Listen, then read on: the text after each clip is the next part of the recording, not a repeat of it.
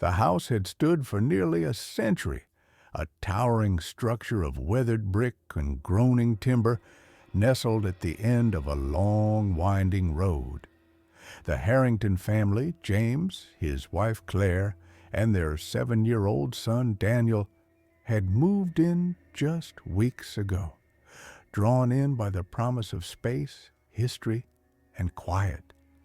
It was the kind of house where memories lingered in the walls, where the air carried whispers of things long past. James had been the first to notice the door. Tucked away in the farthest corner of the house, beyond the main hallway and past the forgotten remnants of old furniture, it stood at the end of a narrow corridor, slightly recessed into the wall. Unlike the other doors in the house, which bore the same antique brass knobs and stained wood panels, this one was different, older, its surface scratched and dull, its hinges rusted, as if it had been there before the rest of the house had been built around it. It didn't open, not at first. James had tried the handle, expecting resistance, but it turned easily under his grip. What lay beyond was a space filled with dust and stagnant air. A narrow set of wooden stairs led downward into what seemed like another basement, though they already had one beneath the main living area.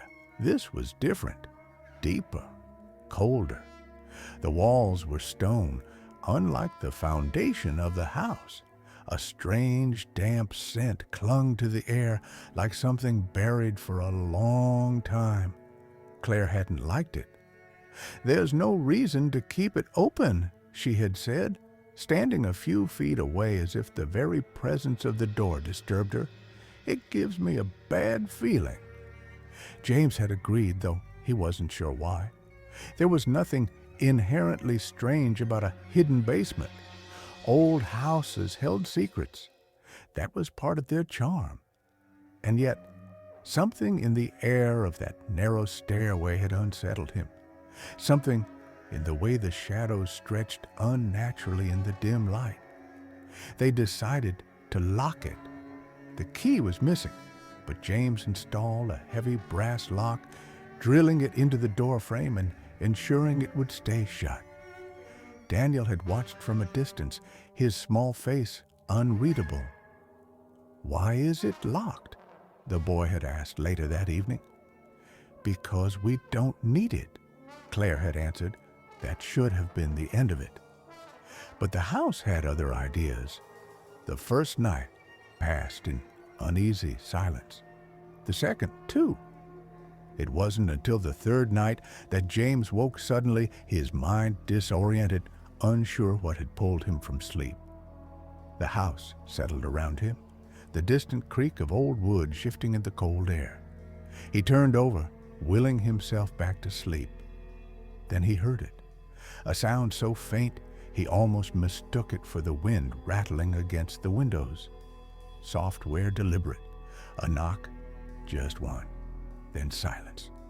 James sat up, his pulse slow and steady, his mind not yet willing to entertain the absurdity of the thought that flickered through him. He waited. Nothing. Eventually, he lay back down. It was nothing. It had to be. But the next night, it came again. This time, 2 knocks, software measured, from somewhere beyond the walls. James lay awake, staring into the darkness, his breath shallow. He turned his head toward Claire, but she remained still, her breath even. He didn't wake her. It was just the house settling, just the wind. By the end of the first week, the knocks had become a pattern. Always between 2 and 3 in the morning, always faint, just enough to be heard, but never enough to be certain of their source. James found himself dreading the moment the house fell into silence, knowing what would come next. He started to feel the tension settle in his bones, the anticipation of something unseen pressing in on him. Claire noticed. "You're not sleeping," she said one morning, her voice heavy with concern. "Is something wrong?" James hesitated. "No," he said finally. But the knocking continued, and one night, as he lay awake, staring at the ceiling, he wasn't the only one who heard it, a rustle of movement. Claire sat up beside him. "James," she whispered. He didn't answer. They listened together. The soft, rhythmic knocking came again, no longer ignorable. Claire shuddered. The next morning, James checked every inch of the house. He examined the walls, the pipes, the old wooden beams, searching for any explanation, any logical reason for the sound. There was none. But then he remembered the door. With Claire watching from the hall, James walked to the far corner of the house, heart hammering against his ribs. He reached for the lock. It was still there, still secure. He ran his fingers over the cold metal, testing its strength. Nothing had disturbed it. And yet, the knocking continued every night at the same time. Sometimes one knock, sometimes two. A week later, Daniel spoke about it for the first time. "There's someone in the walls," he said at breakfast, his voice light, as if commenting on the weather. Claire nearly dropped her coffee. James turned to him, his stomach twisting. "What did you say?" Daniel didn't look up from his cereal. "The knocking," he said. "They want to come in." James and Claire exchanged a look. "Daniel," Claire said carefully, "who wants to come in?" The boy hesitated, stirring his spoon through his milk.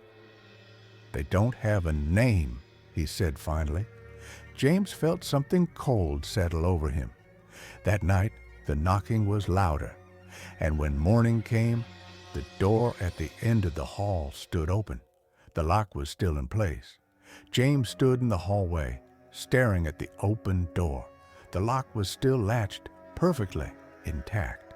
There was no way the door could have opened, and yet it had. A deep unease settled over him. He forced himself to step closer, his bare feet cold against the wooden floor. The door frame yawned before him, revealing only darkness beyond. The air smelled damp, like earth that had never seen sunlight. Claire appeared behind him, her breath hitching. She said nothing, only gripping his arm as they both stared into the void beyond the threshold. James swallowed hard, reaching out. He touched the door, expecting it to swing further open, but it didn't move. Cautiously, he pushed it shut. It clicked softly into place. He hesitated, then tested the lock. It was firm, secure. The door had never been opened, and yet it had. That night, neither of them slept.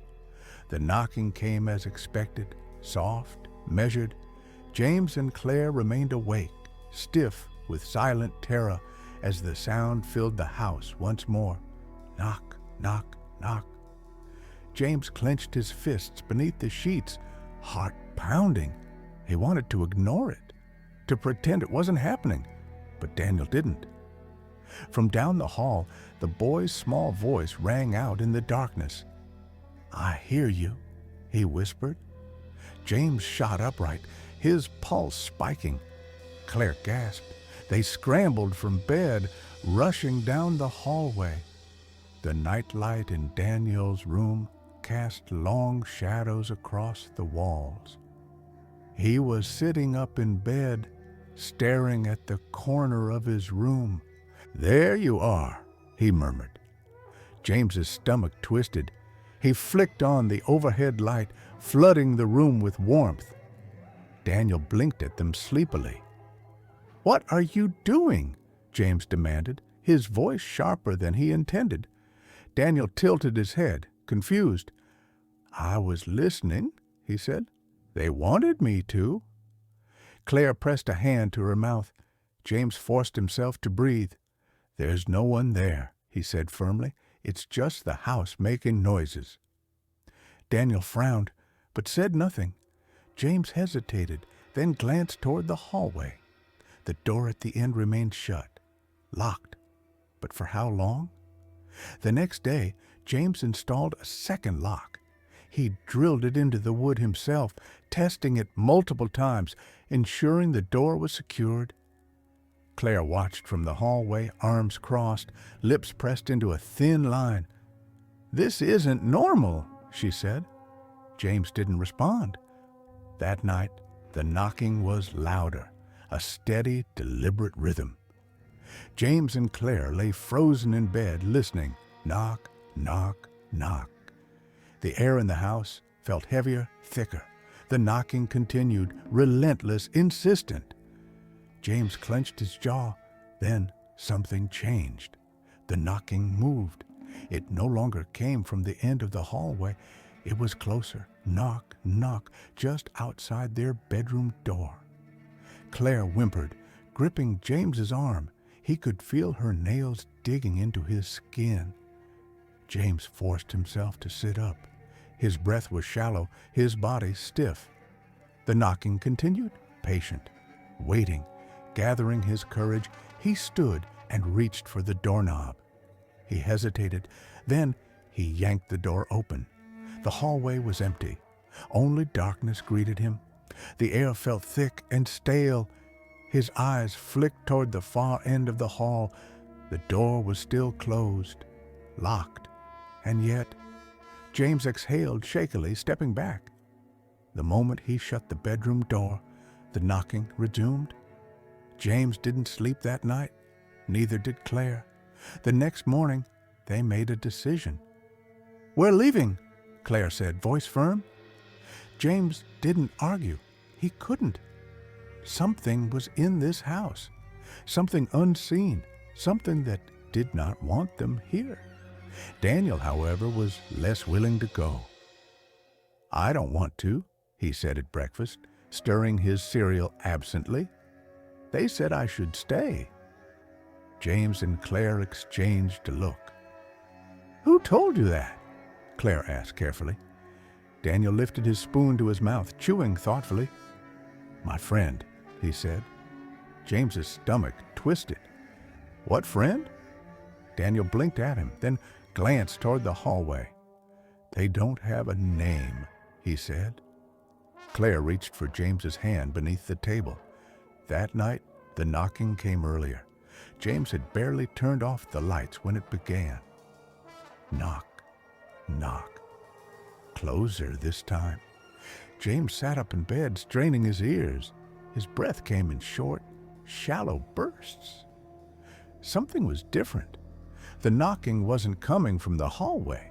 It was inside the room. James stiffened. Claire stirred beside him, her breath hitching. The sound was soft, deliberate, not against the walls this time, against the closet door. James swallowed hard. His skin prickled, his heartbeat a frantic pulse in his throat. Claire's hand found his under the sheets. They listened. The knocking stopped. Silence stretched between them. James forced himself to breathe. He reached for the bedside lamp, his fingers shaking. Light flooded the room. The closet door stood still. Nothing moved. James let out a slow, unsteady breath. Maybe they had imagined it. Maybe... Knock from inside the closet. James shot out of bed. Claire gasped, covering her mouth. The knock came again, harder this time. James's mind screamed at him to run, to leave, to get Claire and Daniel and never come back. Instead, he moved toward the closet. Claire whispered his name, a plea, but he ignored her. His hand trembled as he reached for the knob. He yanked it open. The closet was empty. Nothing but hanging clothes and boxes of forgotten belongings. But the air inside was cold. So much colder than the rest of the room. James stepped back, his breath shallow. He shut the closet door. The moment he did, the knocking resumed. James didn't sleep. Morning arrived in a haze of exhaustion. James staggered out of bed, his body aching, his mind fogged. Something had to be done. He checked the locked door at the end of the hallway. still shut, still secured, yet somehow it didn't matter. Whatever was knocking, it wasn't behind the door anymore. It was already inside the house. James woke to the sound of footsteps, soft where slow, moving down the hallway. For a moment, he thought he was still dreaming. But then Claire stirred beside him, and he saw the same realization flicker across her face. This was real. The sound continued, deliberate and steady, moving toward Daniel's room. James bolted upright. His pulse roared in his ears as he swung his legs over the side of the bed. Claire whispered his name, fear thick in her voice, but he didn't stop. He yanked open the bedroom door. The hallway stretched before him, lit only by the faint glow of Daniel's nightlight spilling from his open door. Open. James's stomach twisted. Daniel never slept with the door open. A cold shudder ran through him as he stepped forward. The floor creaked beneath him, and the air felt heavier, as though the house itself was pressing down on him. He reached the doorway and froze. Daniel was sitting up in bed, his small form still, his head tilted slightly toward the foot of his bed. James followed his gaze. A figure stood there. At first, James's mind refused to process what he was seeing. The figure was tall, its form draped in something dark and tattered, like fabric that had rotted over time. It had no clear features, no face, just a shifting void where its head should have been. The space around it rippled, as though the very air recoiled from its presence. Daniel blinked up at it, unfazed. James's breath caught in his throat. His instincts screamed at him to run, to grab Daniel and get out of the house. But he couldn't move. The figure slowly turned its faceless head toward him. A pressure built in James's skull, a deafening silence that pressed against his ears. The room dimmed at the edges, shadows stretching unnaturally across the walls. Then the knocking started again. Not from the hallway, not from the closet, from inside the walls. The entire house groaned as the knocks came faster, harder, a frantic, desperate rhythm. Daniel's lips parted slightly. They're here. His voice was distant, hollow. James snapped out of his trance. He lunged forward, grabbing Daniel and yanking him off the bed. The boy gasped in surprise, but James didn't stop. He turned, rushing for the door. Something moved behind him. The air turned frigid. A deep, guttural sound filled the room, something between a whisper and a growl. James didn't look back. Claire met them in the hallway, her eyes wide with terror. "Go!" James barked, shoving Daniel into her arms. "Get to the car!" Claire hesitated for only a second before nodding. She turned and ran, clutching Daniel tightly against her. The wall shook as the knocking turned into a furious pounding, rattling the house to its very foundation. James stumbled after them, his breath coming in ragged gasps. A shadow loomed at the end of the hallway. The door. It was open, the locks still in place. A cold gust of air rushed past him, carrying the scent of damp earth and decay. Something was coming. James reached the front door, fumbling with the lock. His fingers were numb, shaking too hard to work the deadbolt. Behind him, the pounding grew louder, then silence, a terrible, suffocating stillness. James turned his head. The hallway stretched behind him, empty, but the door at the end was gone. Not just open, gone. The wall was smooth, seamless, as if it had never existed at all. James's breath hitched, his mind reeled, struggling to comprehend what he was seeing. Then a whisper, soft, rasping, right against his ear. "You should have never locked it." A cold hand closed around his wrist. James screamed. Darkness swallowed him whole. The sun was rising when Claire finally stopped running. She stood on the side of the road, gasping for breath, her arms wrapped protectively around Daniel. The boy was shaking, his face buried against her shoulder. The house loomed in the distance, silent and still. James was gone. Claire stared at the empty road, heart hammering. The car was still in the driveway. The front door was ajar, but there was no sign of James, no sign that he had ever been there at all. Daniel lifted his head, his small hands gripping her shirt. His voice was barely above a whisper. They took him. Claire's throat tightened. She turned, gripping his face gently between her hands. "Who?" she breathed. Daniel hesitated. Then he slowly looked past her, back toward the house. A single knock echoed through the morning air. From inside the walls,